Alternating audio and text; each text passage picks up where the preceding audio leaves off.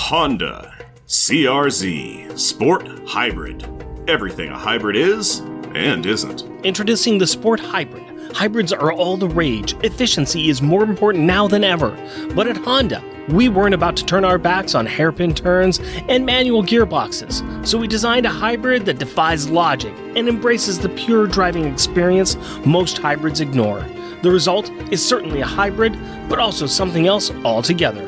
For more, visit crz.honda.com.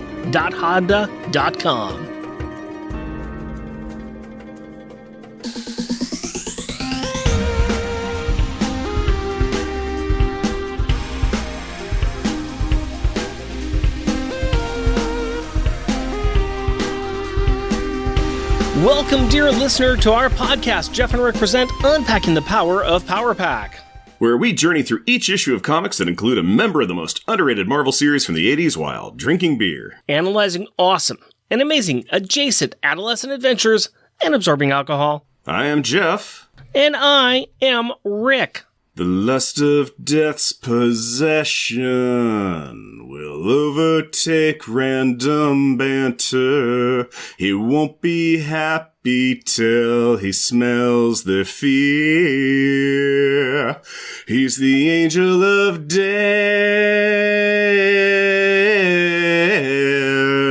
Random banter time, buddy. Talk to me. Tell me tall tales and tantalizing tidbits of trivia today. For somebody who has been complaining that his voice is gone, you just really wanted to try to belt out that song there now, didn't you? Well, I'm trying to ruin it as quick as possible, so yes. Thank you. I appreciate that. Let's delay the recording process just a little bit more. I'm not sure what that's from. I'm going to go ahead and say My Chemical Romance because it sounds kind of emo-esque, but, I don't know. You knew that it was a song. It is a song by Black Sabbath. Okay.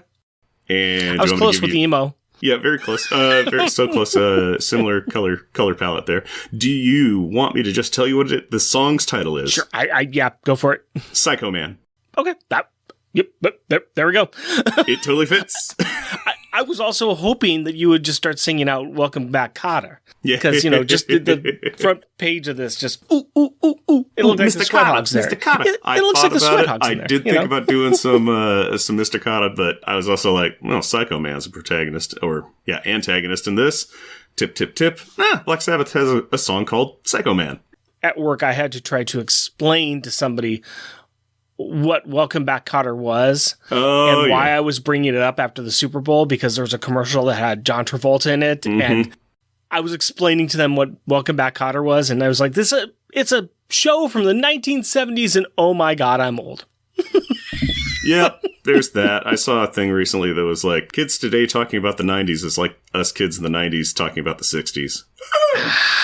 Yeah, well, that's how time works. We just get older and older. Yep. So besides going back in the Wayback Machine and talking about old TV shows, I will talk about a new TV show because I came onto the bandwagon. I heard all the good raves and reviews, and I decided I would dive in and check out what all the hubbub was about The Last of Us. Haven't seen any of it yet, but I'm a proponent of it. I want to watch that. Yeah, I never played the video game, but I was very interested in what I was hearing about the TV show, so I started watching the TV show, and I did it by myself because I was like, I have a feeling my wife's not going to like this, so I'm watching the show by myself, and the horror elements are fine. It's just that there is so much emotion in this, and there's so much real good, heavy content that after I'm watching it by myself, without my wife, I'm looking around going, I need to unload all this stuff, and nobody's around for me to talk about it. And I binged 2 or 3 episodes late on Friday night because I make good choices.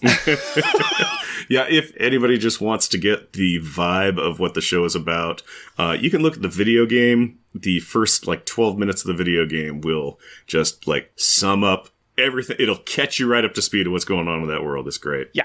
Well, yes and no, because after that first opening few minutes of the game, all of a sudden you realize, okay, I understand something, but I don't understand everything else. It is such a tonal shift about all of your expectations after that first introduction. And then it keeps going. So I got caught up on everything. I got a I've been waiting today. Today's Sunday, and I'm waiting for the next episode to drop, and it hasn't yet. And I'm like, But I caught up with it all. I was waiting for us to record. I was hoping we'd do it earlier in the day. My family took off, and so I was like, you know what? I'm a gentleman who's got disposable income, and I got a PS4 here. I'm going to go ahead and start playing this game that I'm watching the TV show. Yes, I miss playing the game, and I'm not doing any spoilers, but if you all haven't seen it, if you all can get by the zombie aspects of it all, highly recommend checking out the show because it is good. I need to see it. And the third episode will destroy you.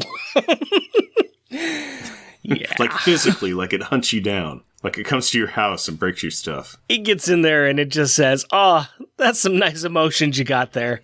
Let's just go ahead and just destroy them all. How about that? So yeah, that's my dive into a facet of nerddom these days. How about you? What nerddom stuff are you kind of getting into? Well, I've been wicked sick for over 3 weeks and have just started feeling better and had laryngitis. I sounded basically like this for 2 weeks, and that literally just about got done with last night. So I've been having sick time, so I've been catching up on a lot of TV. Andor, amazing. Yeah, Andor is so very, very good. Bad Batch sure is doing whatever it seems like it wants to do. It's still fine and dandy. Alice in Borderlands, Season 2. It's still pretty decent, Squid Game-esque. Interesting. Finished that up yesterday. Enjoyed it. I'm trying to think if there's something else that I saw, and I cannot think of what it is, so oh well. But yeah, so trying to catch up on some geeking stuff, and man, I cannot say enough good things about Andor. That is unbelievably great. It makes you realize how awesome intergalactic trade finance is. Oh, yeah. I mean, yeah. And art dealing in art. Art dealership, super good. Scrap workers. Palace intrigue. Political palace intrigue. Mm-hmm. Chef's kiss. Chef's kiss. Yeah. Goat husbandry. All of these are true facts. All these are true facts, and you find it all fascinating. It is everything that the first episode of Star Wars wanted to be and wasn't. Oh my goodness. It is, just utterly amazing from tip to top. Just every little bit of it is so, so good. I loved it. And when it finished, I was like, no, not yet. But Mandalorian Season 3 is coming up at the beginning of the month, so that I'm looking forward to that one. So Yeah. Oh, the time to be alive and watching geek stuff. It is fabulous. Speaking of geek stuff, though, we have more geek stuff to talk about because we are still talking about some amazing Spider-Man here.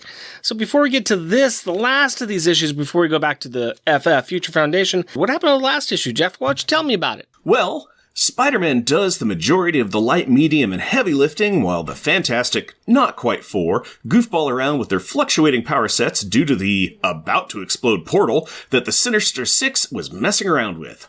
While Sue shuts the exploding portal down by exploding it and resetting everyone's powers, the rest of the Sinister Six are back at the Baxter Building, stealing some goober for Dr. Otto Octavius that will probably be discussed in some other comic book in the future.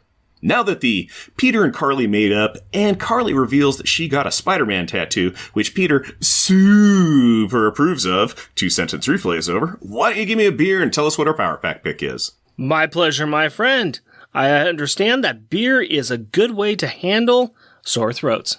I wish I knew that 2 weeks ago. Let's see if I'm right or wrong. Why don't you go ahead and look and see what magical elixir I have dropped off on your doorstep for this wonderful issue right here. I'm excited to find out. I know it's a 12-ounce can.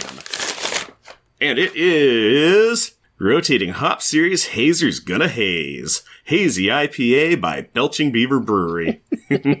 Belching Beaver does some pretty good stuff, if I recall them correctly. Yeah, mostly I know them for their peanut butter stouts and those kinds of things, yeah. Yeah, their peanut butter stout is amazing. But this is a hazy IPA, so quite different. But yeah. So let's find out. Oh, and it got a brick wall on it, green lettering, and clever. It says damn good times, DAM, because, beavers. The reason that I'm going to say that we picked this one is because it looks like a school wall with some graffiti on it, and somebody's going back to school. Also, the somebody going back to school, he's getting hazed a lot. Oh my god. Yeah. Oh, He gets hazed by his coworkers. He gets hazed by an Avenger. He gets hazed by a bunch of kids. Yeah, just everybody. My problem with a lot of these issues is the intense lack of respect going Spidey's way from everybody. Because you know the best way to ask for help from somebody is to walk up to them, insult the living daylights out of them, and then know fully well that they're going to just do whatever it is you needed them to do anyway.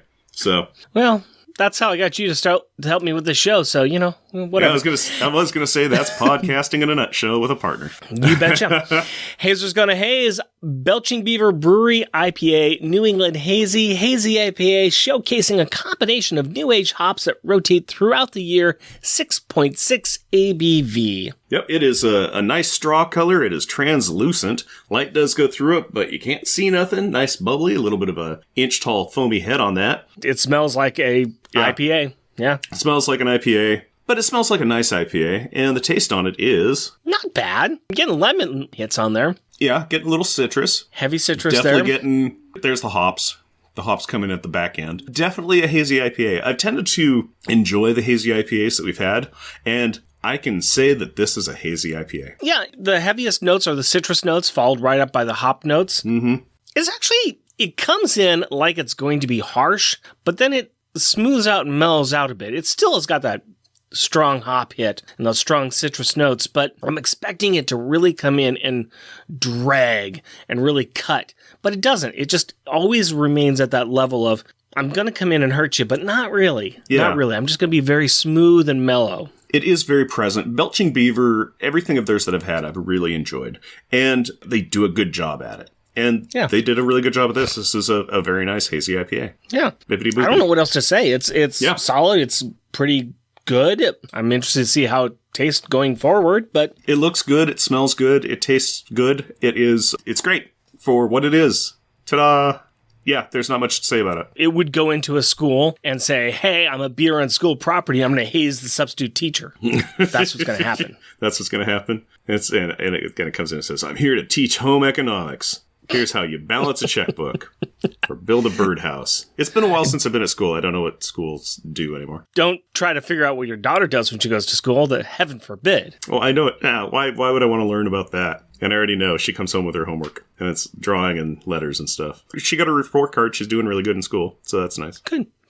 Did you get your report card yet from the school saying that you could be a better parent? Oh, no, they gave me a 500. 500 out of 5,000, but no, it it was a 500-foot restraining order. So... well, let's go ahead and just move on to the opening credits now, shall we? That was a joke. That didn't happen. They don't give out. Yeah, it totally happened. Yeah. It wasn't a report card. It's called something else. The Amazing Spider-Man, issue 661, July 2011. The Substitute, Part 1.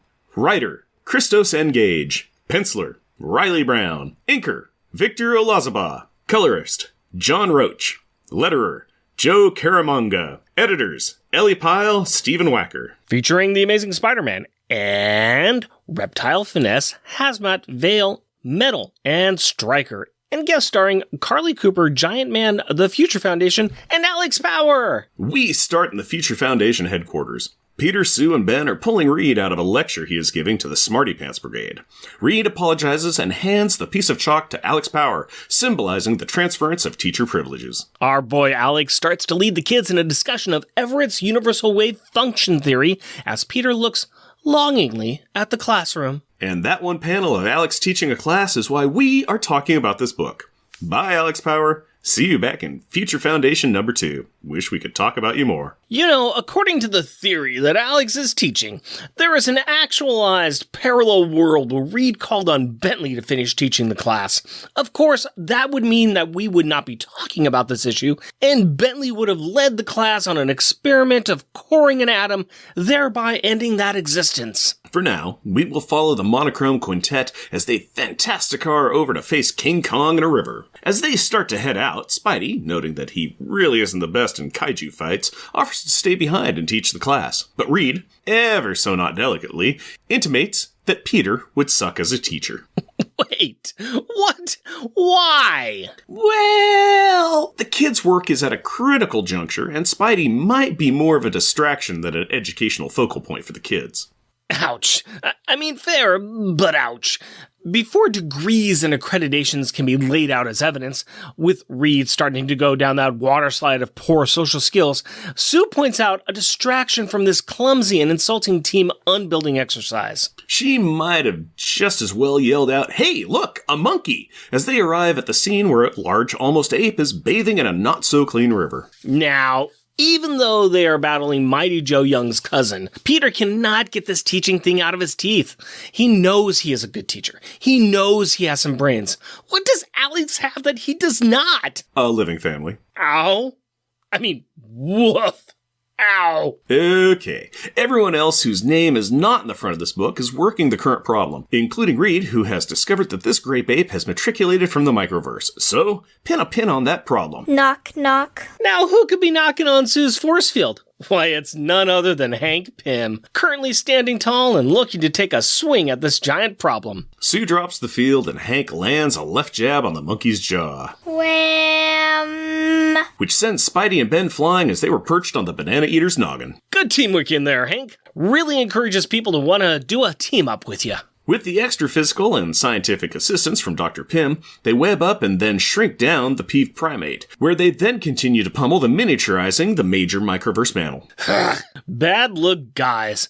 As soon as the shrinking started, the slamming should have ceased. As the baby baboon beatdown blows on, we learn that Giant Man didn't just stumble onto this scene. No, he was looking for the Future Foundation to find out if they could help him out. Ya see, at this very moment, the Avengers Academy is in session. There is a group of young heroes who are getting trained by a number of veteran Avengers. Unfortunately, most of the teachers are busy, and they are looking for a substitute. So he came to ask one of Reed's teammates. Spidey is a teammate. Someone who is also an Avenger. Yep, that's Spidey too. Someone who is known as the Amazing, Spider-Man. the Spectacular, Spider-Man. the Friendly Neighborhood, Spider-Man. Ben Grimm. Oh, that's just mean. Hank knows that the Thing has respect for many heroes, and some of the kids have isolation issues that he thinks Ben could really help out with. Ben declines, and then mumbles something about his rabbi threatening him with incidents from his personal record, that if he tried to teach, he might not be allowed by law. I mean, let's just not get into this right now. Spidey has had enough. He points out that he was the original teenage superhero, and that he also actually has a teaching license.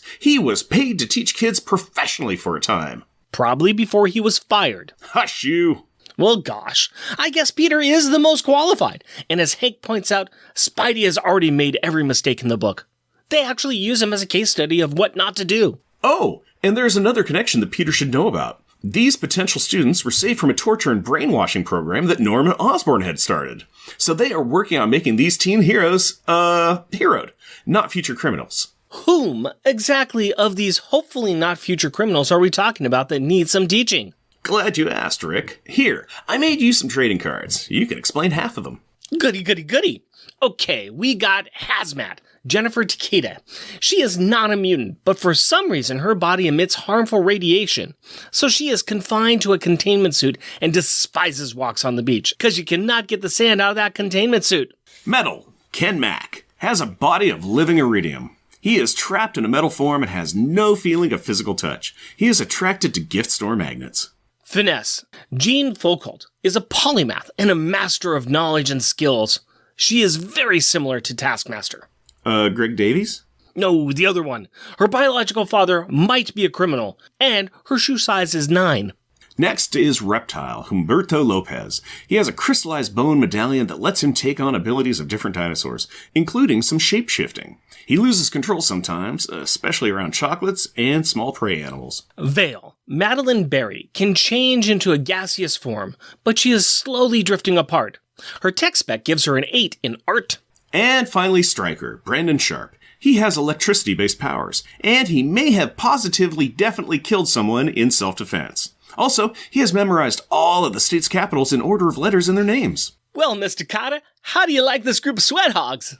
It truly feels like Peter recognizes this as more than a gig, and Hank really supports and appreciates his colleague helping him out. Being an inspiration might prevent these kids from being the next villain. Sure, but you always have to watch out for the malevolent cosmic forces that bend your will. You really can't protect against that. Or alien symbionts. Moving on. Peter may have a brave face while he's wearing a mask, but it is a different story when he is bending the truth and talking to his girlfriend Carly, who has no idea that he is Spider-Man. To add on to the one lie, he also lies about why he stopped teaching, which was because Tony Stark convinced him to reveal his secret identity to the world, and bad guys were then trying to kill him and everyone around him, so he quit teaching and then magicked everyone into forgetting about all of that. But that's really confusing, so he claims it was due to budget cuts. He does tell Carly the truth about one thing, though. He admits that he messes up a lot. Like, a lot. True that. Luckily, Carly is pretty awesome, and she gives him the smile and pep talk that he needs. She gives him a go get him, tiger? Well, not in those specific words. MJ has those trademarked. But in sentiment, yes. And the effects of that pep talk last right up until he actually starts class. I mean, they are all there and are sitting in their seats, so it's a good start. You would think, but the first class is on superhuman ethics, and Spidey gives them a pop quiz, hotshot. You are on top of a tower in LA, and the love of your life is being pulled towards a broken window by an extraordinary burglar who is falling to his death. What do you do? Well, that is Die Hard and not what he asked. Peter pulls something from his past, jocks mocking the hero in their civilian attire, calling them names like Egghead. The scenario and Peter come out of that late 50s mindset, which is a point that Stryker makes as he says that he would just use his powers on him. His identity is known, and his mom has Avengers security on her. In fact, the entire premise is questioned about the use of secret identities and the public perception that empowered people are dangerous by their very nature. Oh, snap. This class is a little more plugged in than your average bear. Okay, new scenario. How about you're on a date? Oh, kids don't call him that anymore. Dang it.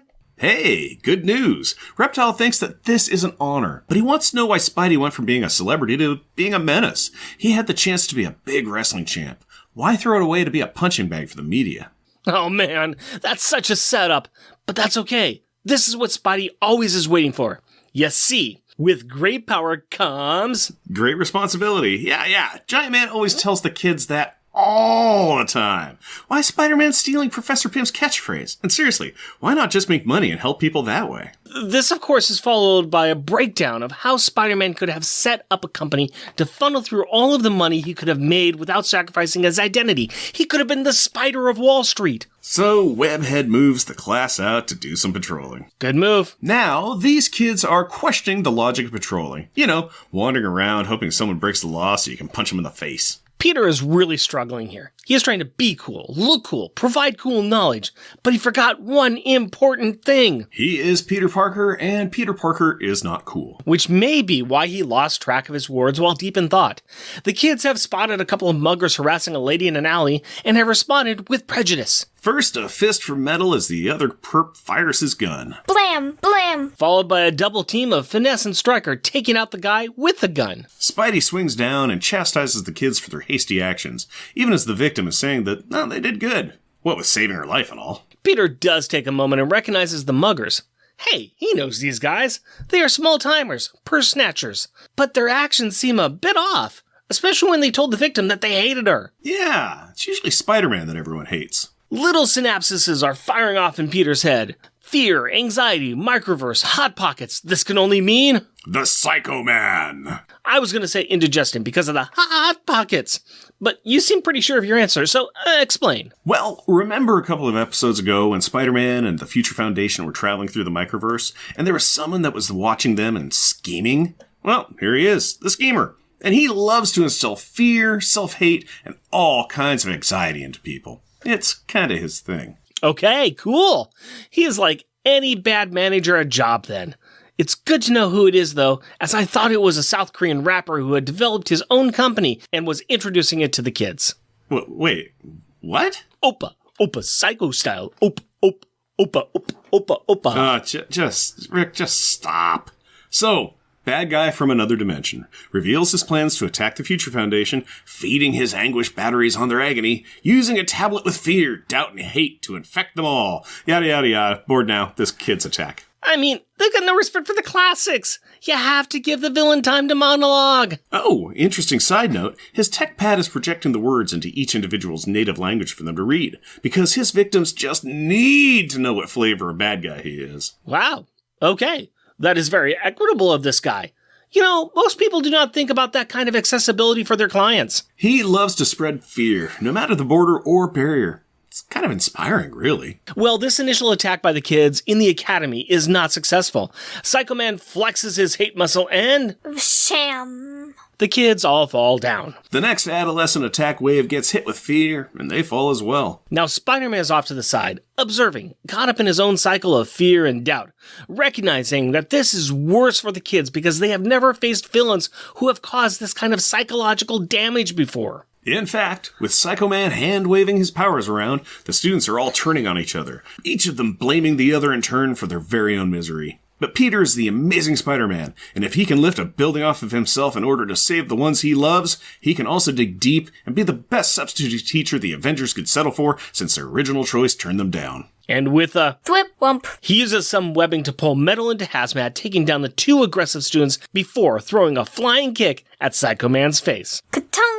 A jab, a left cross, an uppercut, and a boot to the back of the head is enough for the bad guy to drop his Microverse iPad knockoff, causing it to break. Who to the ray? Unfortunately, this has happened to him before, and Psycho Man has anticipated such a scenario and built redundancies. And so, Spider-Man now finds himself surrounded by a class full of kids who all hate him. Congratulations, Peter. You are officially a teacher of teenagers. So while Peter gets to this enjoyable task of being hated by teenagers, we get the enjoyable task of talking about a book where Peter gets hated by teenagers. Aren't we lucky? Let's start off with the cover of this issue. Amazing Spider-Man 661, The Avenger Academy Gets Schooled. So we got Peter in front of a class, and we see Finesse, Stryker, Metal, Hazmat, and Reptile. They're all at the good old classic wooden desks with the little tray thing. We all know them. We all sat them in school. He's at a blackboard. It looks like he's going through the demonstration about how he got bit on the hand by a radioactive spider, because that's kind of what's drawn on the blackboard. And Peter's saying, now who has to use the little superheroes room? And Stryker's in the back saying, ooh, ooh, ooh, ooh, with his hand up. Pack your lunches. It's time for higher education in the mighty Marvel manner. Can you even stand it? So I like this cover. I think it's a lot of fun. I think that it really is only one little part of it, but it kind of is the entire piece with Peter being the substitute teacher in the school. I kind of wish more of it was about this and we didn't get into the Psycho Man or anything else. I wanted to see more of Peter in the classroom doing things like this and just randomly trying to teach the kids stuff and just failing throughout. Oh, I 100% agree. Psycho Man's not exactly a favorite character. Any of the characters that can do and I make people have fear and self-doubt, they're always kind of, So you make us feel like we're great. people. Yeah, it's like, oh, good. You just gave me the emotions and feelings that I already had. I already didn't like myself and was tired and just hated people because I needed to have dinner. Thank you, Psycho Man. You've just extended my bad day. Can I just get to the part where I squat in front of the TV with a beer? Ugh. Spidey just teaching kids at school would have been super amazing, and kind of interacting with them, because I think he still sees himself really as like the underdog teenage hero when he's not anymore. And it would have been kind of neat to be like, wait, these are the new underdog teenage heroes, and yeah, what are they talking about? What are their deals, and what's their issues, and how can I help them and relate to them, and how different are we, and how can we relate on those differences? That would have been fun. Yeah. I want to mention, too, that this cover was done by Ed McGuinness, Maury Hollowell, and Chris Eliopoulos. And I think Chris Eliopoulos' name is on here for the lettering, because he's a letterer. We have interviewed him on our show before, and really amazing guy. But I was kind of wondering, why do we have three people doing the art? Like Chris Eliopoulos. Oh, they give him credit for doing the lettering on the front, so bravo. No, I like this cover a lot. It's nice. It's a good Spider-Man. It's good characters all the way around. I enjoy it. I think it's really fun. The sad thing is I think that the cover might be a little bit better than the book itself. I liked a lot of the parts about the book, but I think the cover is pretty darn good. And I think we've said too, I just wish there was more of what that cover was. There are parts about this book that I liked, that I enjoyed, but the cover is maybe one of the better parts of the book. It's true. Also, I was looking at it on Marvel Unlimited, and it was really soft focus on the pages. I don't know if you had a hard copy or not, but the art is fine. It's not great, but it also was very Vaseline lens smear kind of thing to me. In my opinion, it had a very like kind of soft focus. Yeah, I think that might be the transfer. I mean, some of it is very crisp, but it's not the greatest art. And there were stuff where it's just kind of like near the beginning. Yeah, I can see the artwork itself is. The color is good on this. It's a different type of color, kind of like more of a magazine or prestige format coloring choices. But yeah, I can kind of see what you're talking about, that the art's okay. The art's all right. Yeah. It's not kind of just really kind of looking at it a little bit. And once again, this is Riley Brown did the art in the book. I'm not familiar with their work. There's some pieces I like, but I think some of the bigger action parts are really good. I think it's the more standalone pieces that are not as great, which is interesting. You can kind of tell where they put their time into the art. Yeah. And where they then said, I got to meet the deadline here. It's a transition panel. Yeah.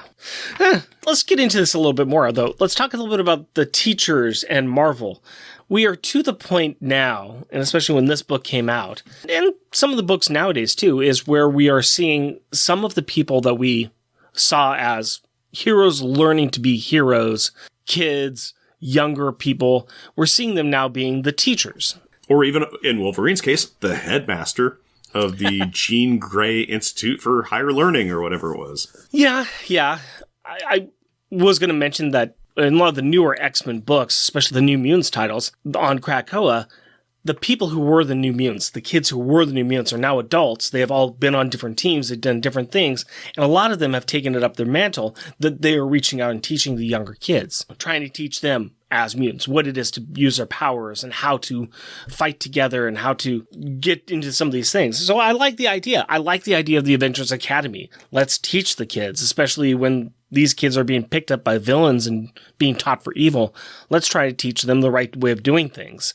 And let's use our knowledge and our experience to do this. I like that idea, and I like that concept of moving it forward and bringing it forward and having Spider-Man teach ethics, especially in a more of a suburban or downtown city setting. That's perfect for him. That's what he does. He is, in fact, a good teacher. And I was just reading another comic, Future Foundation, where, once again, Spider-Man says something intelligent, and everybody's like, oh, yeah, everybody forgets that he's intelligent and smart, just all the time. And the fact that it's just like, yeah, he can teach kids. He does that. He can teach lots of things. He's on par with a lot of people and better than a lot of people at some of these aspects, where it's like relating to humans. So... And by that, I just mean people in the Marvel Universe, where he can talk to a lot of people. I like Spider-Man there as a teacher. I like the concept of teaching.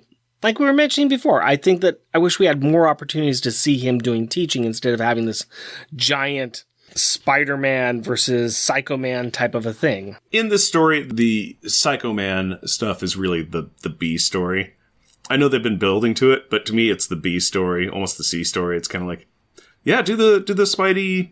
the Pete feeling unsure of himself, the Spidey going and teaching. I also like the fact Spider-Man is dressed as Spider-Man in his classic red and blues, as opposed to in his Future Foundation costume. Yeah. Well, he's not on the team right then. He's doing his own thing. I think it makes sense. You dress for the job you're doing at the moment. Peter's not going to show up with the lab coat on while he's working at the gas station. Come on. Come on, man.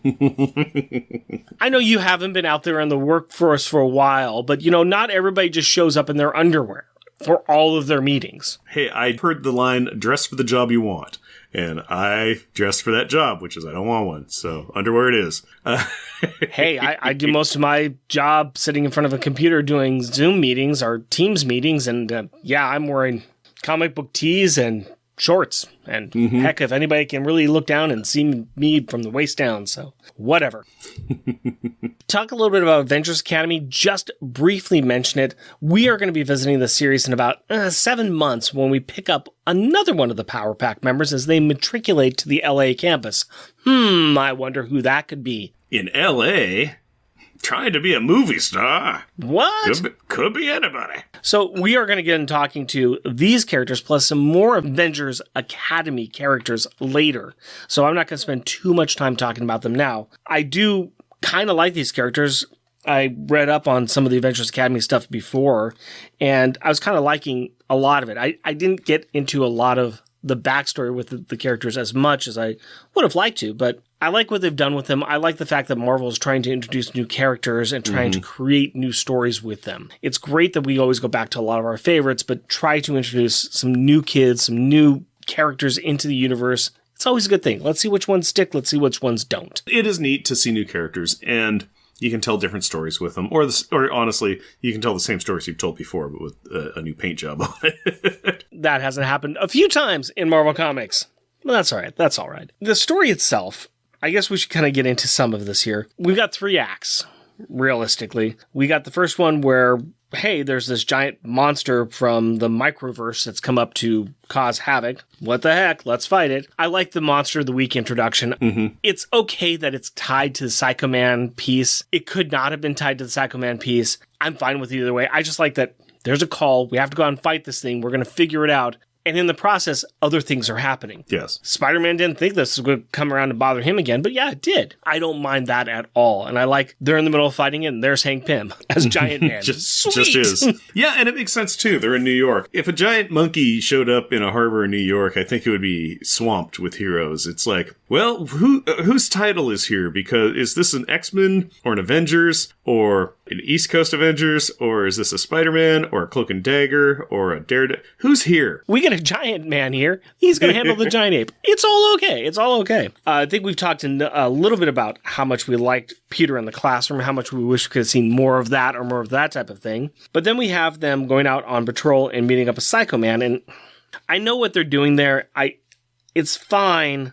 It's okay. I don't know. I kind of wanted something else in this book. I wanted it to do something else.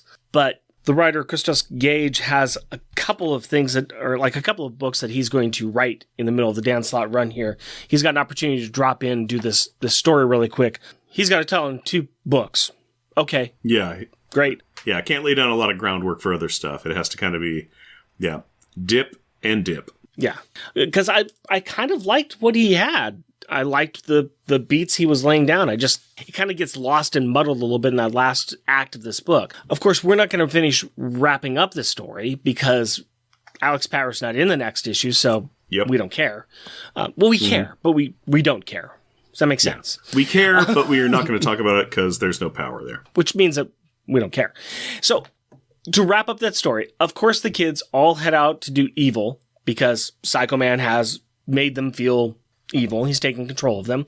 And Peter has to work with each of them to fight it off and then fight and defeat Psycho Man, who shrinks back to the microverse. Yay! We put all the toys back in the toy box. They all have a talk with Giant Man, and Spidey thinks that he is a failure. But the kids say that this was the best day ever, and they all learned something. So it's very similar to how we did the last book, where Peter's like, I'm a failure because I let the bad guys get away. No, you're not, Peter, because you still saved everybody. It's nice that the theory and the act of just stoking Peter's ego is able to continue. Yes, I'm very pro of that because I'm a fan of Spider-Man, and he needs all the cheerleaders he can get. Maybe if he just would do a better job, people wouldn't need to tell him that he's not doing a bad job. There's that, but I mean, he really self-sabotages a lot. Yeah. Is there anything else in the book itself that you want to talk about, or should we get to the final thoughts? No, we could probably get to the final thoughts. We might be discussing some of those things there. All right, then it sounds good. Let's talk a little bit about the Gallery of Greatness. We like to take some art from the book and put it up on this substitute teacher's room. I mean, it's the substitute teacher's room, so there's no cool stuff in the room. But if we can take out some different artwork and put it out there, hooray! Hooray, hooray. So let's talk about some joke ones. Jeff, you got a good joke one for us, or you want me to start it off? I've got one. It is on page 7 of Marvel Unlimited, and I call it Not So Big Now, Are Ya? And that is the bottom right-hand panel when the microverse monster is shrinking down to man size, and, Ben Grimm is still punching him in the head. Ben, let it go, man. Let it go. The guy's down. Yeah, and shrinking, and still getting pummeled. And he's all webbed up, and the beating continues. It's not a good look. It's really not a good look. It's kind of like, as soon as Giant Man punched a giant monster. Okay, that's fair. But then Giant Man's like, oh, it's a microverse thing. I can shrink it. And then they start shrinking it, and it keeps shrinking, and they keep punching it. And the fight's kind of done, but they're not done. And it's bad. Come on, let's let the giant ape go back to the microverse. It's going to get small, and it's going to punch your little toe, and we're going to call it good. Just let it go. All right. Let me tell you a little bit about mine. It is on the first page, and it's the second panel down. And I call this one, Why Are We Here, Class? And it's Alex teaching. There's a lot here. It's first of all, it's the only real... I guess we see the back of Alex's head in the panel above it, but really it's the only shot of Alex we have. And he's in there, and he's talking about this, and he's reading off the notes. And there's this... Even though Peter's got his mask on, you see the longing in his eyes. You see the sad look in his eyes as he's just like, but I want to do that. I could be there. I could be there. I'm not good against giant monsters, but I could be great in a classroom with kids. I don't want to go. Yeah. Yep. Yeah, I kind of found that one funny. What else did you find funny? Well, on page 8, I call it Not So Big Now, Are Ya? And this is because now it's Reed's turn to manhandle the miniaturizing monkey. It's Ben and Giant Man and Spider-Man all in the foreground talking, and in the background is Reed and Sue, and Reed's just like holding this miniaturizing monkey up by the scruff of its neck and kind of like just looking at it, giving it a shake before it gets put into a force bubble. And it's just, once again, not so big now, are ya? Because as the monster shrinks, it just gets manhandled more and more by members of the Fantastic Four.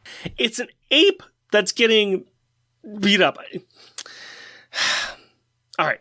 I know I was trying to defend the ape before, but now I want to go the other side on this one. Mm-hmm. If you had the chance to beat up an ape, wouldn't you? Oh, I mean, who are we bragging about it to?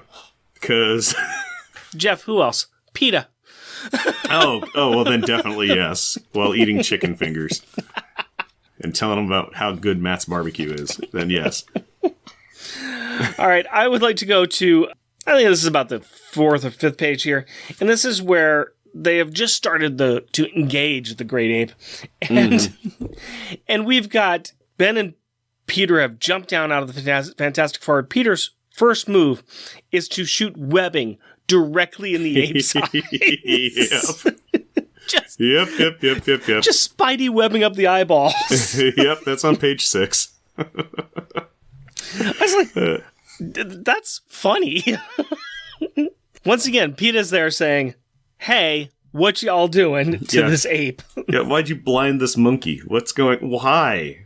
Why are you people doing this? I'd like to go back to my earlier question, Jeff. If you had the chance to web up a monkey in the eyes, wouldn't you take it?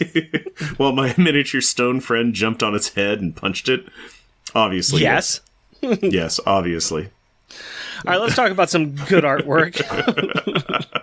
What good artwork you got? On the page that you're on, which is page 6 of Marvel Unlimited, I call it Sky Assault. And Rick already mentioned this. This is when Spidey and Ben are jumping out of the Fantastic Car and are about to do some serious noggin damage to this great ape. Yeah. I just thought it looked beautiful. It just looks really, really nice. No, it does. It does. We've seen something like that over in the Fantastic Four one, the first one where Spider-Man was there. They did the same thing when they're jumping down into the prison that the wizard was getting broken out from. It felt very, very similar to me on that one. It might even be just a trace of it. Very similar, but it's a good look. It's a good look. My backup good art is on the last page, and it's just classic wall crawler. And what we got here is we got Spider-Man. He is on the wall, on a brick wall. He's looking down at all these kids that he has been trying to teach all day long, and they're all looking up him, ready to attack, and all of them are saying, hate, hate, hate, hate, hate. And he's saying, oh boy. It's a good image. I like Spider-Man against a brick wall like that. I think it looks good. I think it's a fun picture. It is. It's a good one. It was on my list. It didn't make my list, but it's on my list. Well, if that didn't make your list, what did? On page 17, it's a splash page, and I call it The Psycho Man. Psycho Killer. Qu'est-ce que c'est? Yeah, it's the Psycho Man giving himself an introduction, and he's, floating down from the dark sky, surrounded by Kirby Crackle, and floating down onto the kids and their teacher in the alleyway. And I'm like, yeah, I don't like Psycho Man, but this is a good look. I like it. Yeah, it is. Very, very, very good look. So my top one is what I call When Titans Punch. And it had had to be Giant Man Hank Pym getting that jab, it might be his left crosshair, right into the big ape's jaw.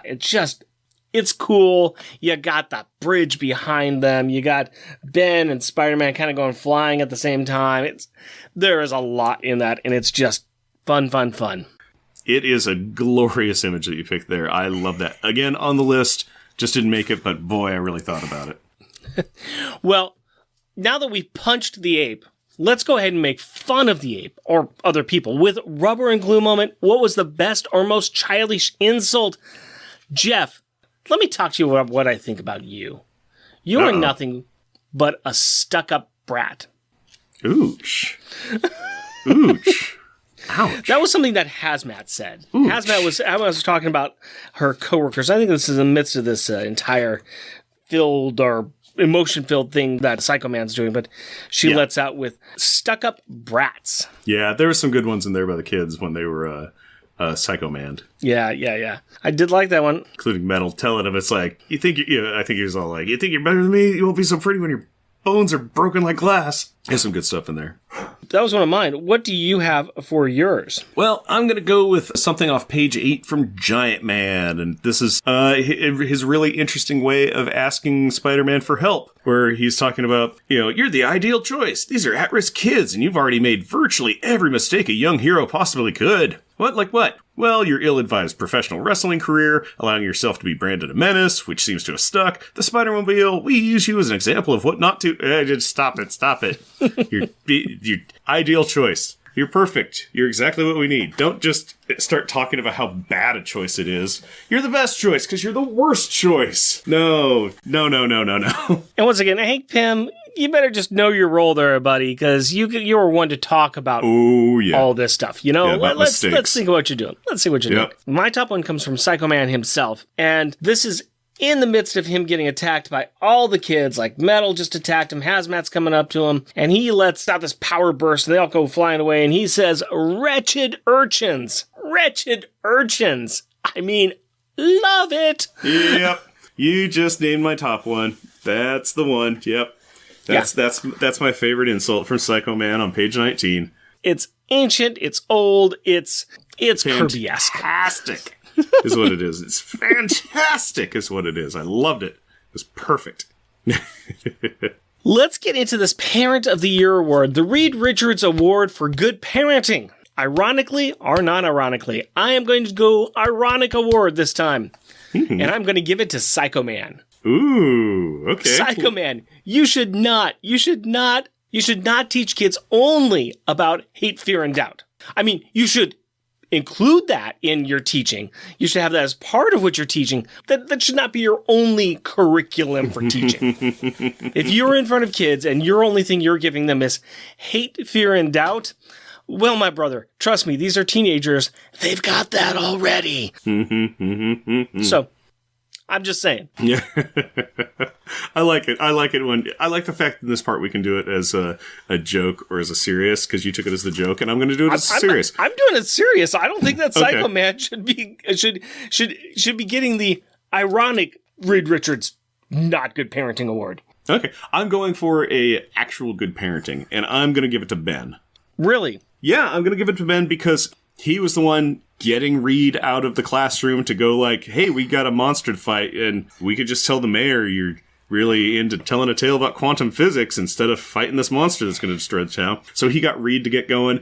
Later on, when Reed is eating his foot with all kinds of sides, when he's talking to Spider-Man about him being a massive disruption and bad influence and everything to the kids, Ben talks him down later, and he's just like, hey, ignore Reed. What he's trying to say is that the kids see you as more of a peer than as a parent. They see you more as somebody that they're a buddy with instead of a teacher. So he was doing some good stuff, and then when he was introduced with like, hey, here's a teaching job you could do, and he's like, he stuck to his guns and said no, but he also gave a reason. He was like, if my schooling is anything, I'm going to do more damage to these kids than not. But also, he was a great parent because he got asked to volunteer at his kid's school, and he didn't want to. So, not even his kid's school, just his buddy's kid's school. And he's like, oh, no. Let's talk about the most popular and most shunned. We want to identify the character who is the best and the worst in this issue. Jeff, who do you have for your worst in this issue? It's Reed Richards. It's always Reed Richards. It's Reed. Reed. Really? Why? Wasn't going to fight the kaiju, didn't let Spider-Man teach a class, insulted Spider-Man a whole bunch. Reed, in a lot of these, for being such a smart man, is just very kind of like reactionary or has no clue what's going on. Reed. Everybody was kind of okay. Nobody was really great. Nobody was wonderful. Nobody was super terrible, but Reed just kind of stuck in my craw, as he tends to. Okay. All right. I went ahead. I gave it to Peter. I kind of felt that, especially after going the entire time saying, I want to teach, I'm a good teacher, I can do this, I can really do this. Then he just kept getting into his own head. He wasn't, at the beginning, he wasn't focusing on the job because he was spending more time thinking about being a teacher. And he wants to be a teacher. I want to do this, I want to do this, I want to do this. You're fighting a big ape. Mayhaps you should focus on that. And then when he got the job, yes, I got the job. Oh my God, I'm going to fail at the job. Oh okay, no, I got the job. Yeah. Maybe not. Maybe try to plan a bit more before you just do seat of the pants teaching. Maybe you should have some kind of plan in there. He did. He was going to talk about going on a date and he was pulling that stuff out of his pants pocket. Potentially. Mostly around the back pocket, kind of near his butt. Might have been pulling that right out of his butt. So that's okay, where his pocket was worn real thin because his wallet's been there for a long time. Pretty much, yeah. So I am saying, Peter Parker, you could have done better. I'm going to shun you a little bit this time. Interesting. Who is the most popular? Peter Parker. Okay. Stepped up, wanted to be the teacher, got the teaching gig, was trying to help the kids even though he was getting in his own head and in his own way and was being afflicted by Psycho Man, making him feel self-doubt and everything, trying to teach the kids not to just beat the living daylights out of muggers and stuff, and figured out the whole Psycho Man thing. He's like, you don't treat even villains this way. These are purse snatchers. And also, wait a minute, all these things. Wait, it's the Psycho Man. And then the standard Spider thing where even though he's feeling really scared, he's like, yeah, I know I'm not good enough, but I learned this from my Uncle Ben. I may never be good enough, but I can always try. And he breaks free of Psycho Man's psychoness and, saves the kids from hurting each other and all sorts of stuff. He dug deep. You're basically saying that he's the best because he tried real hard. And succeeded. He did a great job with the kids at school. He did a great job with a monkey. Did real good with lots of stuff. Well, I went a different route. I went with Giant Man. And let me tell you why. First of all, Giant Man, teacher at the school, he needs to find himself a substitute teacher. Goes to the Fantastic Four. He's got a plan. He's going to go out and talk to the Fantastic Four, see if he can get Ben Grimm, because he's got a plan. He knows what he wants Ben Grimm to do. This is a plan. And when Ben pawns off, says, I can't. And Peter says, look, I can do it. He listens. Giant Man listens to Peter Parker, and he gives him a chance. So even though he had reservations in there, goes, we use you kind of as an example of what not to do, he still gave him a chance, and he recognized what Peter could possibly bring, what Spider-Man could possibly bring to this teaching opportunity. So I thought, Giant Man, not bad. Okay, not a bad choice. Giant Man had been teaching all these trouble kids before, and kept on sharing his very famous catchphrase with them all the time. With great power comes great responsibility. That old Giant Man bon mot. Hey, you know what? Hank Pym didn't see any trademark on it. Hank Pym knows trademark. Hank Pym knows trademarks. He looked. There was no trademark on that. Now, anytime Peter says it, he owes Hank Pym a nickel. Just saying. Maybe Peter should do a little more studying in that trademark department. All right, let's go ahead and talk a little bit about top grades. We want to evaluate this issue with the other issues that have a member of Power Pack in them. Of course, we're starting off with Fantastic Four number 588, A Month of Mourning. Going down to spot number 9, Loners, Volume 1, number 2, Reflex Actions. That's where Johnny goes solo. Going down to spot number 16, Sadness Abounds as the Fantastic Four rebrand with a spider in their midst. Woohoo! FF number 1, The Club. Spot number 25, Loners number 6, the final issue. Phil leaves and everybody gets mad at everybody. That's true. And of course, bottom, Loners number 3, What Lies Beneath. Jeff, where are you feeling about this one? Kind of feeling in the like 20, the high 20s, kind of the 27-ish, 26-ish area. Just because this had some neat stuff, but it also had a lot of not super great kind of thing. It was an okay story. It could have been a lot better. 26 is the previous issue where they fight with pirates in the Sinister Six, Ocean's 11's The Baxter Building, kind of. Yeah. And that was a very poignant, disappointing ending. Yeah, and this kind of had, I don't know. This was better than that one. This really was better than that one. I like this one a bit more. I would bring this up a bit. Yeah, I could see that. I'm starting to look at some stuff above that, and it's like, oh, Loner's number 6, where Phil leaves and everybody gets mad at everybody. Meh, whatever. Darkhawk Crystal acts up and ruins Chris's life. You know what? Let's do this. Let's put this between the Wolverine one and the New Warriors Annual. That to bounce or not to bounce, that was pretty clever. Yeah, this has got some good things in it. It just hasn't hit all the marks. The Wolverine one was an okay story. It just was kind of coming in at the end of it. Yeah. So I think that this fits in nicely between the two. I think this would be a good number 23. I'm okay with that. I think I'm okay with that. Let's talk about this beer then. We have been drinking Belching Beavers, Hazers, Gonna Haze, Hazy IPA. You know what? We were talking about somebody getting hazed by a lot of people. Beer got hazed by a lot of people. Oh, yeah. No, I've been enjoying it. I'm down to like the last 3/4 of an inch in my pint glass. So decent beer, enjoyable. The flavor's been pretty consistent. Yeah, if anything else, I think that the hops aren't as powerful at the end, which a lot of times we get a lot more of that rusted metal taste later on when the beer warms up. Not getting that this time with this, so this is good. Belching Beaver Brewery makes really good beers. They're consistent in what they do, and this has got a very consistent flavor, and it's nice, it's flavorful, it's mild. I enjoy it. It is not a beer that I would default to all the time, but I'd totally drink it again. But it's a good 3.5 for me. I'm going to go ahead and go with a 4 on it. I'm enjoying it. I like it. I think that if I'm going to drink another IPA, this would be one that I would drink. Belching Beaver is a recognizable name, so not too bad, not too bad.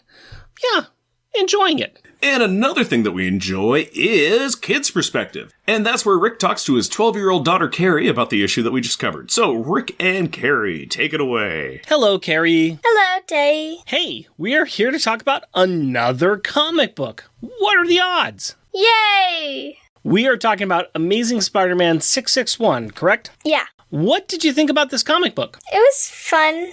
Kind of funny that, he was trying to teach, but... You think it's funny that Spider-Man was trying to teach? I don't know. He's kind of struggling. Do you think that he would make a good teacher? He probably would. It's just probably some of the students that make it hard. So you think it's the students that are making it hard for him? Sure. Okay. He thinks in his mind he'd be a good teacher, right? Yeah. Would you like to be taught by Spider-Man? I mean, that would be pretty cool. Being taught by Spider-Man. But wouldn't that mean that you would have to have superpowers or something? I wouldn't mind having superpowers. All right. Okay. All right. What was your favorite parts in this book? I liked when they were introducing the characters. Then you got a feel for the people. Okay. I kind of liked it when he was teaching. Even though they were making fun of him? Pretty much. Actually, they weren't really making fun of him. They were kind of just making it difficult. Yeah, they were making it difficult. It's kind of like how you make it difficult for your substitute teachers, right? Those are the kids that are doing it. I try my best. You're one of the kids, right? I'm thinking of it on the inside. So you don't give substitute teachers a hard time? No. Other kids do that, and we all get blamed for it. Well, you aren't standing up and saying, knock it off, all you evildoers. Actually, No. I kind of don't want you to do that because that's a whole other series of problems, but... What about the fight with Psycho Man? What did you think about that? How do you like Psycho Man as a villain? It's pretty powerful. Mm-hmm. He can control what they're thinking. What they're feeling? What they're feeling. Yeah. So that's pretty powerful. Yeah, making you have fear or doubt or uncertainty. Yeah, that can really mess with how you live. If he was a hero... Yeah. I don't know how that would have worked. If he was a normal person, it still would have been kind of scary. Like, if he went to a school or I knew him... Not so much? No. That'd be scary. Okay. All right. What did you think about the cover of this book? It's kind of funny. Don't really... Yeah. Just funny? Yeah. Oh, let's go back to the characters, the new characters that you were talking about, that you were introduced to. I wanted to ask you... I know you didn't get to spend too much time with them. You only got a brief overview of who they are. Do they seem like interesting characters? Would you like to know more about them? Yeah. Anyone in particular? Kind of all of them. You didn't really get too much of a chance to see their personalities. You just kind of high level, they look interesting, right? Yeah. Okay. Anything else really stand out in this book for you? Anything else that you really, really enjoyed or really hated? Not really. Oh, this one person, like Vale or whatever. Yeah. Just kind of reminds me of like Jack because of like the cloud and... A little bit of Jack, maybe a little bit of Kitty Pryde because she can phase through things. Mm-hmm. Yeah, a little bit like them. Oh, speaking of which, where was Power Pack in this comic? Alex? Yeah? Where was he? Teaching? How many panels was he in? Like 1. Hold on, let me go back. If you count the back of his head, that probably would be 2. I think you're right. I do think you're right. That's it. It all counts. It all counts. Every bit counts. We aren't going to see the wrap-up of this because we don't see Alex or any other Power Pack kid, so we aren't going to see the conclusion of this. You're going to have to read it on your own. We could just make up the conclusion. Or you can read it. I've got an account to Marvel Unlimited. You can go ahead and pull up the comic book to read it if you wanted to. On our trip to Korea. I'm just kidding. Maybe. All right. Anything else you wanted to talk about, Carrie? Nope. All right. Thank you very much for your time, honey. Bye. Love you. And I personally would love to have Spider-Man be a teacher at school. Now it is time for us to shout out and to recognize those listeners that take time to write in or leave us a review. And this is for episode 126, where we covered Amazing Spider-Man, Volume 1, number 658, and that is where we were joined by our wonderful guest, Douglas Woke. It was so awesome having him on. He was really great. He was wonderful. It was fun talking to him. I would have liked to have talked to him for hours more about comics. And we got some likes and thanks from Al Sedano and his podcast Resurrections and Adam Warlock and Thanos podcast. Charles Gears. Colin Stapleton and his podcast, The Worst Comic Podcast Ever. Our amazing and spectacular guest, Douglas Wolk. Hoover Jeremiah and his podcast 4 Million Years Later. Jeremy Daw. And Jeremy says, one of the many delights for this episode was Rick's daughter exclaiming Peter Parker having so many girlfriends. That has been a strange feature for me as a reader. Lol. Limax7, who said, my daughter and I drove the Sunset Highway on our way north last summer. We were hoping to do the Four Corners Cache, but didn't have time. We did hit the Great Spring water fountains, though, and that was in reference to our beer that we drank that issue. Raymond. Tim Price and his podcast, The Outcasters. Waffles and his podcast, Waffles and Mates Talk About Things. And we want to thank those people that throw us a buck, or a few every now and again, to do what we do on the show. These are the people that help us out over at Patreon, and we would really appreciate more people to help us out because it helps pay for our bandwidth and beer. And right now, we want to thank adorably astonishing and amazing Andrew Burns. Cheerfully cheeky and charming Char Logan. Challenging cheesy and chuckling Charles Gears. Destructive and devastatingly delightful Damian Witter. Dynamically dangerous and devious Doug Jones. Intelligent, interesting, and innovative Isaac Perry. Jesting, joking, and jovial Jeff Bollier. Just jealous and jeweled Jeremy Daw. Muscly, mighty, and meticulous Matthew Birdsey. Mythical and magnificent monologuing Matthew Laserwitz. Steely, salty, and steamy Sailor Bear Zodar. Sad and sickeningly silly Shag Matthews. Tyrannically terrifying and tame Tim Price. Way wordy and wobbly Waffles. Weird and wonderfully wacky Wind. Next issue, we are going to be covering Future Foundation number 2, Doom Nation. Be sure to check out my other show that I sometimes do, Monthly Monday Movie Muckabout, which you can find some archives of over on the Long Box Crusade Podcast Network. And we have some merchandise available on Redbubble. Go to redbubble.com and search for Unpacking the Power of Power Pack. Jeff and Rick Present is a bi-weekly self-produced podcast recorded in front of a live studio audience of me and a guy who's recovering. It's amazing. In Portland, Oregon. If you would like to interact with us through the magic of the internet, you can do so through Twitter at Jeff and Rick Present, our Facebook page, Jeff and Rick Present, Our email address, jeffandrickpresent, all one word, at gmail.com, or at our website, jeffandrickpresent.wordpress.com. Also, our YouTube channel is at Jeff and Rick Present. And if you would like to help support our show, we are on Patreon. You can find us at patreon.com, Jeff and Rick Present, all one word. We are also a proud supporter of the Hero Initiative, and we'll be donating 10% of our Patreon donations to this great cause. We encourage everyone to give what they can to this worthwhile organization that helps the creators who provide us with such great content. Go to heroinitiative.org to find out more. Please rate and review us wherever you can, tell your friends about us, or share your love for us on social media. And as always, we want to thank the powerful people in our packs. My wife Cindy and our daughter Carrie. My fiancée Hillary and our daughter Aurora. We love you. Until next time. Costumes off. Our theme music is 80s Action by Kevin MacLeod. Also featured in this episode is Cat on a Dark Road by Brian Holtz Music. All music is found at incompetech.com and is licensed under Creative Commons by Attribution 4.0 license. While Sue shuts down the exploding portal down, while Shoot... Thwip wump. Where they then continue to pummel the miniaturizing of the major microverse man. Almost had it. Thwip wump. Let's talk a little bit about...